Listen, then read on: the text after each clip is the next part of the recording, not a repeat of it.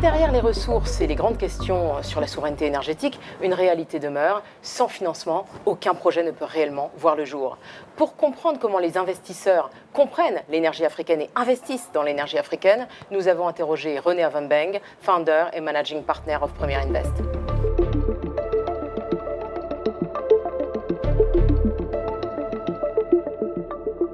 Pourquoi le financement est-il devenu un enjeu central de l'énergie en Afrique ? Le financement est devenu aujourd'hui le nez stratégique de l'énergie en Afrique. Pourquoi? Parce que les besoins sont massifs, mais les moyens sont limités. Aujourd'hui, la capacité de financer des projets énergétiques en Afrique n'existe pas. Il faut donc des solutions, que ce soit des solutions techniques ou des moyens financiers. Et donc, pour financer l'infrastructure énergétique en Afrique, il nous faut des financements innovants. Donc, du blended finance, la participation avec les DFIs, donc les Development Financial Institutions, ou des marchés des capitaux. Entre la CEMAC, la ZLECAf et les initiatives comme la Banque africaine de l'énergie, l'Afrique avance-t-elle aujourd'hui avec une vision réellement coordonnée de son développement énergétique? On voit un progrès réel, une coordination entre ces entreprises, mais il y a beaucoup qui reste à faire. Il y a une volonté politique aujourd'hui en Afrique sur l'intégration énergétique, que ce soit à travers des pôles énergétiques qu'on voit régionaux ou bien des initiatives qu'on voit comme la ZLECAf pour harmoniser au moins la réglementation. Cependant, les cadres réglementaires, les priorités, les rythmes d'exécution restent très, très, très hétérogènes. Cela limite l'émergence et le véritable marché énergétique en Afrique. En ce qui concerne la création des institutions, nous avons vu la Banque de l'énergie qui va dans le bon sens. C'est ce qu'il nous faut en Afrique. Elle se traduit en une prise de conscience et il faut que les outils africains puissent financer des projets africains. Mais pour cela, il faut que ça soit efficace, il faut un dynamisme et il faut la bonne gouvernance. Quels sont actuellement les principaux défis pour les investisseurs dans l'énergie africaine?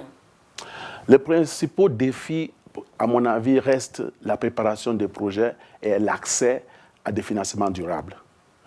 Aujourd'hui, la plupart des projets ne sont pas bancables.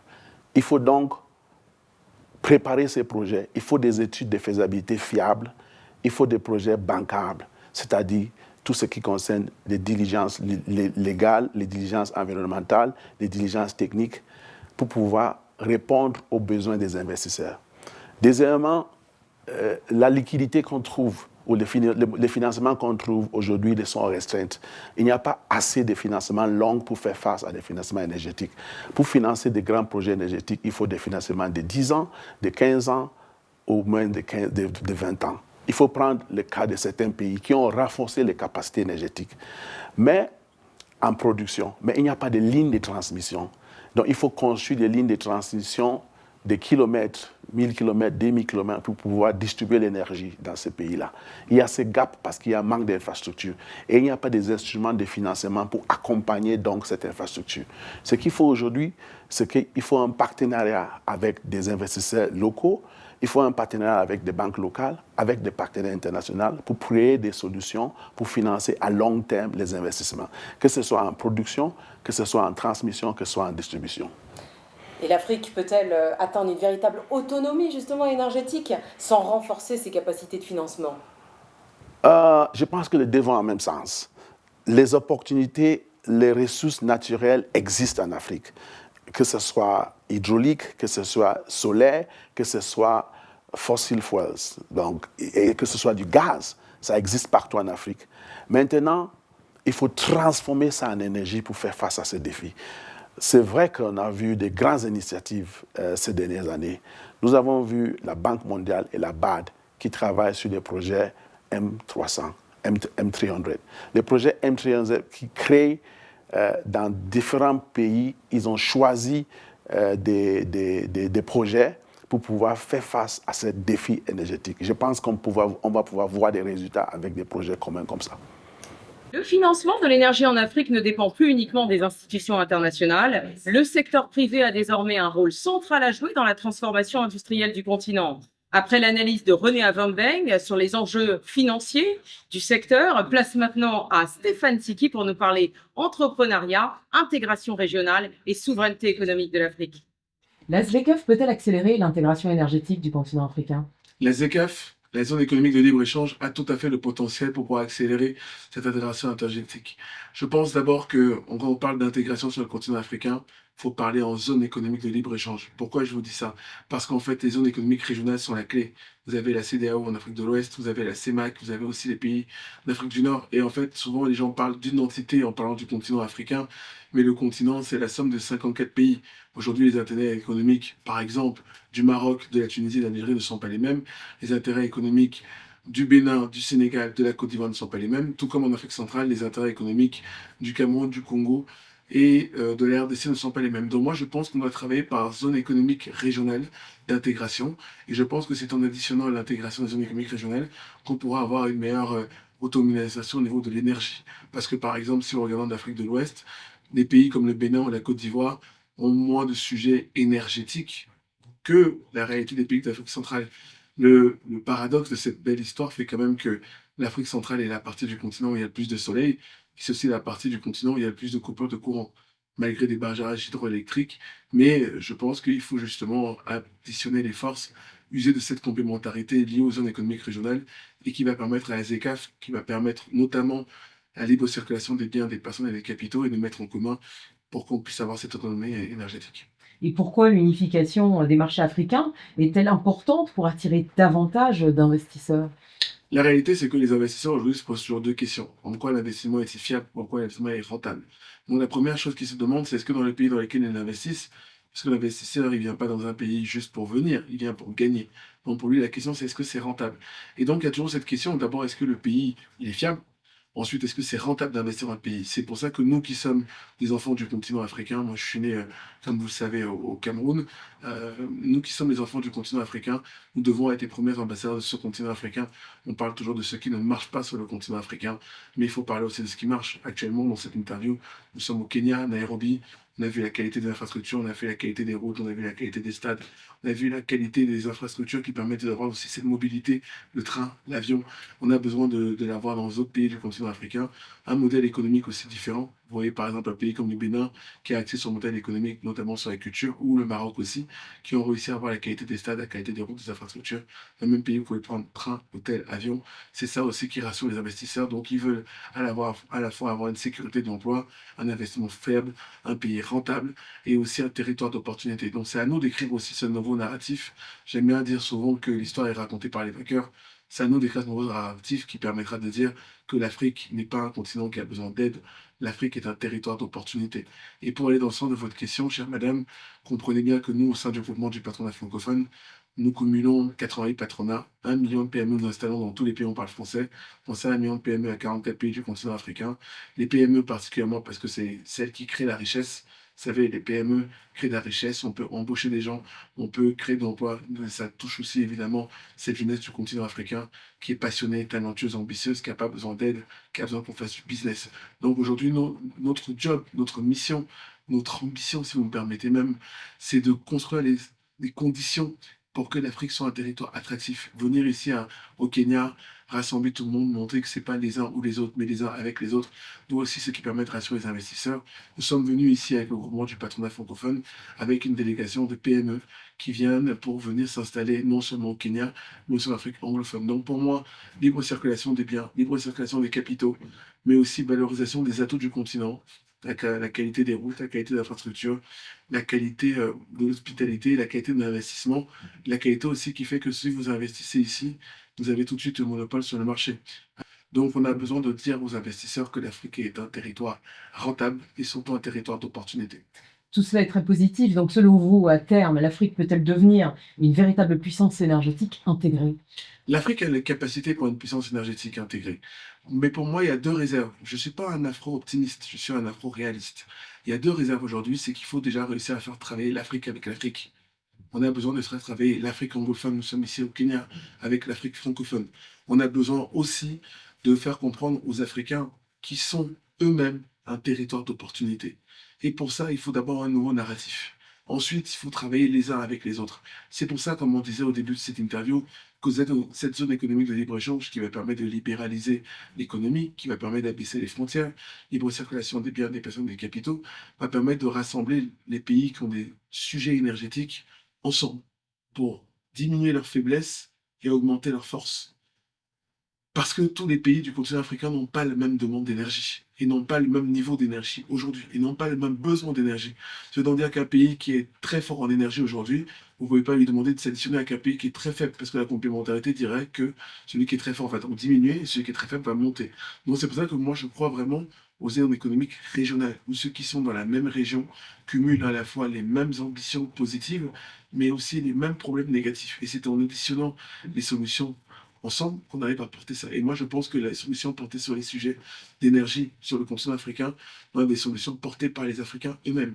Et je pense qu'aujourd'hui, quand vous regardez en termes de ressources, prenez un pays que j'aime beaucoup, le Congo RDC, la qualité du sol, la qualité des mines, la qualité, faut aller au Cameroun, le pétrole, le gaz, les barrages hydroélectriques, il y a tellement d'atouts sur ce continent africain. Notre job à nous, c'est de transformer ces atouts en développement pour améliorer le quotidien des gens. Et l'énergie peut être non seulement une solution pour qu'on puisse mieux vivre, parce que nous qui sommes des enfants du continent, on est nés à Yaoundé, je vous l'ai dit, on a eu des moments où on travaille avec la bougie, on a un mot que nos frères du continent connaissent bien, qu'on appelle le délestage. Voilà, c'est des conditions qu'on ne veut pas pour nos enfants et nos petits-enfants.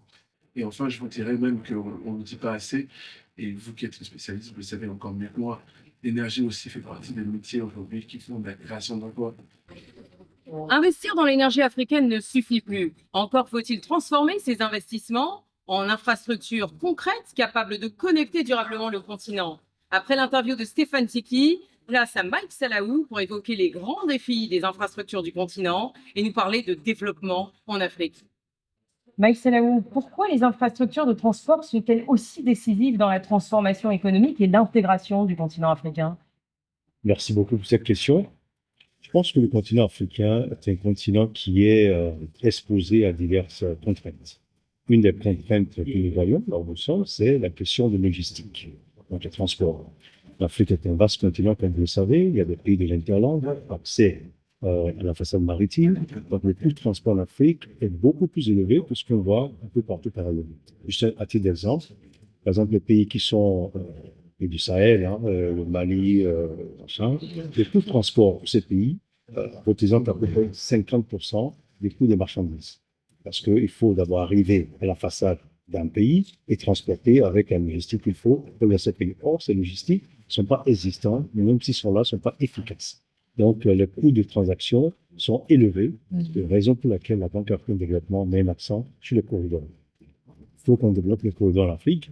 Il faut que les corridors soient beaucoup plus en mode multimodal, pour qu'on puisse permettre vraiment d'avoir une chaîne d'approvisionnement qui est efficiente et qui permet vraiment de fluidifier un peu le flux de transport et des passagers et des marchandises sur le continent africain.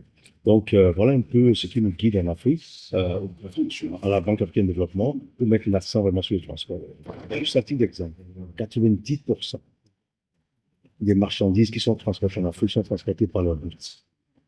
Or, ça ne suffit pas là. La route peut faire des distances, mais pas de très longues distances. Et il faut des chemins de fer. On n'a pas assez. Il faut une connectivité aérienne. Et également utiliser les voies navigables en Afrique pour avoir vraiment une offre multimodale efficiente. Et pour parler d'un événement qui se prépare à la mi-septembre, l'Africa Transport Forum 2026, qui se tiendra donc à Abidjan, il me semble qu'il y a un focus aviation. Pourriez-vous nous en parler? Absolument. Il y a un focus aviation, parce que l'aviation, c'est quand même un des parents pauvres de l'offre infrastructurelle de l'Afrique. Il y a le chemin de fer également. La route, on a fait beaucoup de routes, mais on ne fait pas assez de chemin de fer, ni de la connectivité aérienne. Or, le continent africain, pour pouvoir faire la ZLECAf, commercer entre nous, commerce intra-régional, et également relier les capitales africaines de manière efficiente, il faut développer le corridor aérien. D'où le programme de la Banque africaine de développement sur le programme intégré l'aviation. Nous avons lancé le mois de décembre passé à Londres. On a fait un focus là-dessus pendant les assemblées annuelles de la Banque, où nous nous trouvons ici à Brazzaville, et qui a rassemblé beaucoup de ministres des Finances de nos pays membres, avec le président de la Banque, qui fait vraiment le focus sur l'aérien. Pourquoi l'aérien? L'aérien parce que c'est un secteur assez régulier. On a 54 pays africains, et pour partir d'un pays A à un pays B, il faut des accords. Or, l'Union africaine a décrété avec la décision de Yamoussoukro ce qu'on appelle le YD, et également le marché de transport africain commun, qui est le SATAM, qui vise à libéraliser le ciel africain.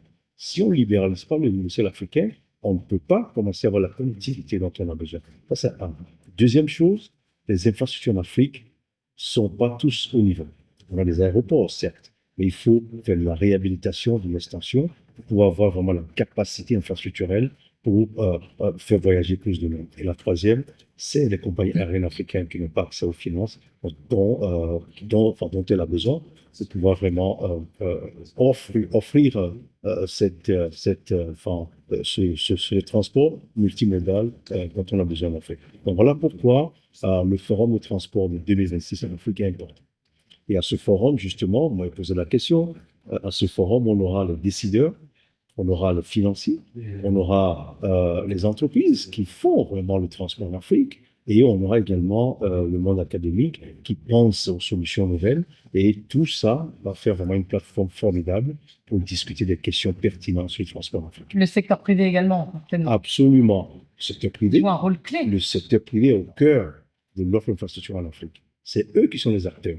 Le gouvernement facilite. C'est le secteur privé qui font les acteurs. On aura beaucoup d'opérateurs secteur privé, que ce soit dans le portuaire, l'aérien et les routes, également dans les questions portuaires. Oui. Donc, c'est vraiment un forum que nous attendons avec beaucoup d'intérêt. Car derrière les routes, les ports maritimes, les chemins de fer et les infrastructures énergétiques, c'est une même ambition qui se dessine. C'est une Afrique plus souveraine, capable de financer elle-même sa propre transformation, une Afrique plus connectée.